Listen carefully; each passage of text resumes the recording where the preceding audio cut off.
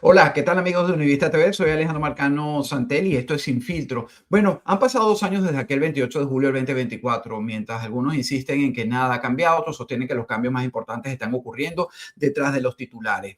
Para algunos, el 3 de enero ha hecho un cambio significativo. Hoy volvieron a las calles, convocados por María Corina Machado, en 335 municipios. Pero se está esperando el inicio de una mesa de trabajo el próximo 1 de agosto. ¿Qué significa esto? Además, han comenzado una campaña, insiste un cierto sector de la oposición en que la solución no es lo que está haciendo Trump, la solución son elecciones. Pero bueno, le doy la bienvenida a Eduardo Figueroa, militar, que además tiene una historia que vamos a contar con parte de los que pudieran estar en esa mesa de trabajo que aún no se da a conocer. Eduardo, bienvenido, de verdad, gracias por acompañarnos aquí en Univista. Después de que el 28 de julio, tengo una pregunta obligada, ¿no? ¿Qué cambió realmente en Venezuela? Muchos insisten en que Trump no está haciendo las cosas bien. De hecho, lo señalan por el camino que ha tomado después del 3 de enero. ¿Esto es parte de ese cambio? ¿Cómo lo ves? Sí, Alejandro, primero, como siempre, agradecido a ti por tomarme en cuenta como una opinión válida. Admiro mucho, como siempre, bueno, hemos ido desarrollando amistad, admiro mucho tu trabajo. Alejandro, lo principal antes de llegar a si Donald Trump está cometiendo errores o no, es importantísimo recordar el 28 de julio del 2024. Porque muchas personas, entre las cuales estás incluido tú y estoy incluido yo, y hay que decirlo con orgullo, nosotros veníamos diciendo que era innecesario, que además de que iba a ser innecesario, iba a traer consecuencias.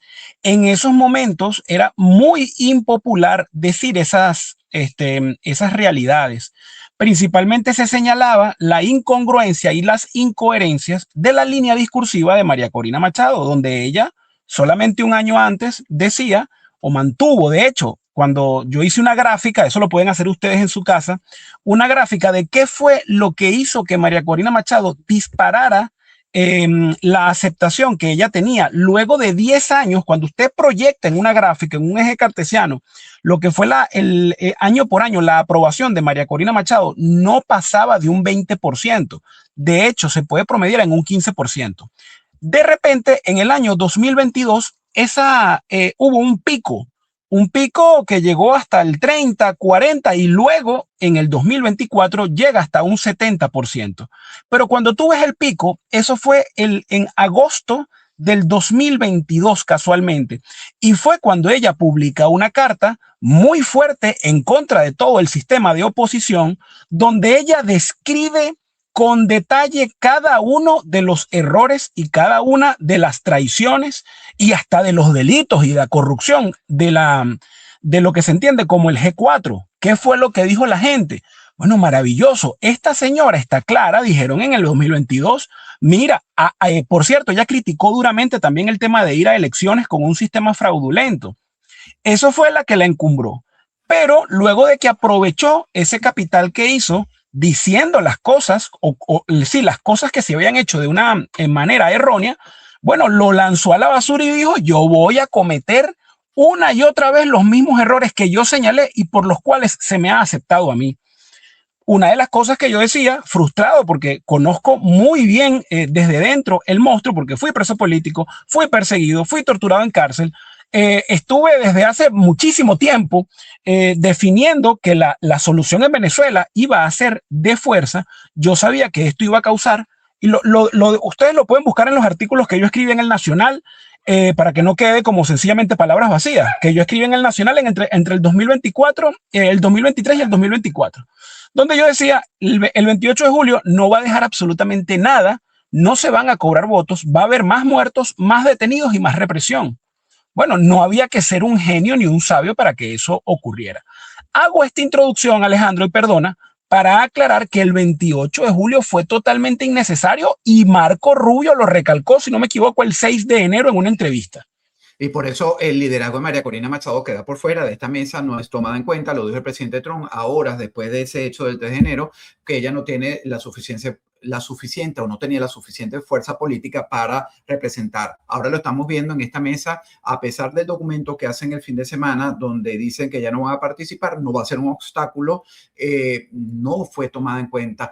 ¿Crees que Washington, viendo esto, ese cambio, lo que ocurrió un año antes, cómo ella sube a la cumbre de una popularidad de un pueblo que estaba cansado, hastiado, estábamos todos de la misma manera, pero crees que Washington terminó comprendiendo, Eduardo, que la crisis venezolana involucraba a todo el sistema político, no únicamente al chavismo? En este punto yo estoy convencido de eso, Alejandro. De hecho, he tenido mis frustraciones como todos los venezolanos, porque he querido más contundencia. Sin embargo, a veces perdemos de vista que durante 26 años nunca el sistema político o el brazo político de la oposición, que forma parte de un mismo sistema totalmente necrosado y corrupto, nunca pudieron lograr ni capitalizar absolutamente en nada en beneficio de los venezolanos, teniendo todas las herramientas. ¿Cuáles? Y por eso nosotros, la mayoría de los venezolanos, cuando no todos, hemos querido que el gobierno de los Estados Unidos sea más contundente.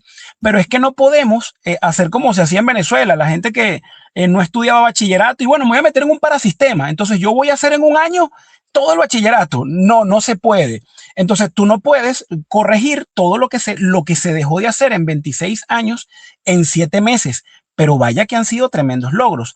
Ahora, con el tema de Estados Unidos y la comprensión, desde el discurso de Donald Trump a las 5 de la tarde desde Mar-a-Lago, el día 3 de enero, cuando él explicó qué era lo que venía ocurriendo, yo me levanté, recuerdo, porque para mí fue, además de que fue mucha emoción, porque habían extraído a Nicolás Maduro, es también el discurso de Donald Trump mostraba una claridad tremenda y cuando le preguntan por qué María Corina Machado no llevará, digamos, este cambio, y él dice es que no tiene la autoridad. No tiene el respeto y no tiene la autoridad.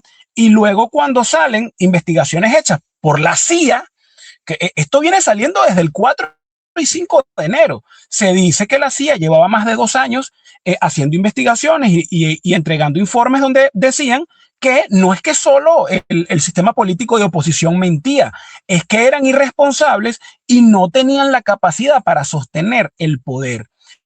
Eso no lo dice Eduardo ni lo dice Alejandro Marcano. Eso lo dicen organismos de investigación de los Estados Unidos. Cuando Marco Rubio, el 6 de enero, en una entrevista, él dice, le vuelven a preguntar por qué no validan a Edmundo González como presidente, él dice, ya va, pero es que las elecciones del 28 de julio del 2024 fueron ilegales porque fueron realizadas con instituciones ilegales. Punto. Y cuando nosotros vemos, el que lo ha querido ver, porque también tú y yo sabemos, Alejandro, lo que ha representado el músculo mediático de oposición al cual se le ha inyectado una cantidad ingente de dinero y toda noticia que muestra la verdad la tergiversan y quieren hacerla ver como un triunfo, pero es insostenible. Todas las cosas que han salido relacionadas con la ineptitud, la incompetencia de María Corina Machado y de todo su entorno. Y yo quiero aclarar esto, porque hay personas que a lo mejor se frustran y dicen, bueno, pero ¿por qué no dejan a María Corina Machado? Entonces empiezan con el tema. Por ahí vi un tweet o un mensaje en la red ex muy bueno que dice, Donald Trump es chavista, Marco Rubio es chavista, los que no quieren elecciones son chavistas. Para este grupito, todo el mundo es chavista si no los apoya en su locura de elecciones. Las elecciones son una locura porque validarían al narco, a los elementos, a la jerarquía del chavismo, que aún está allí, está Delcy Rodríguez, lo podemos ver todos los días cuando nos levantamos. Eso sería validar mediante votos de una manera legítima a unas personas que tienen que enfrentar procesos de justicia. Y vuelvo y digo, es que esto lo dice la transitología. ¿Cuál es el interés de validarlos en unas elecciones? Por eso mismo creo que el gobierno de los Estados Unidos, y con esto cierro, Alejandro, sabiendo que además penetraron el sistema electoral, abrieron la puerta a grupos terroristas, el chavismo, para que llegaran a Occidente, ellos dirán, bueno, vamos a darles esta mesa de negociación como un juguete para que se distraigan y se tomen fotos y hagan videos para el Instagram, porque nosotros sabemos que tenemos que desmontar todo el sistema.